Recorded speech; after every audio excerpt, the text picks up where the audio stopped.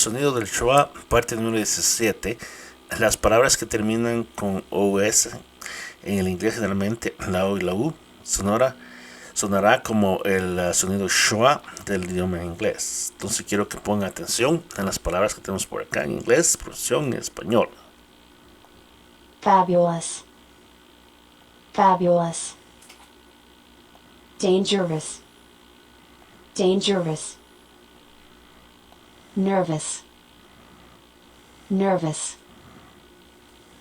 Famous. Famous. Delicious. Delicious. Como ustedes pueden ver, al final lleva ese sonido que es el schwa. Sigan adelante, si desean aprender, vayan al canal, ahí está muy bien todo explicado. Gracias.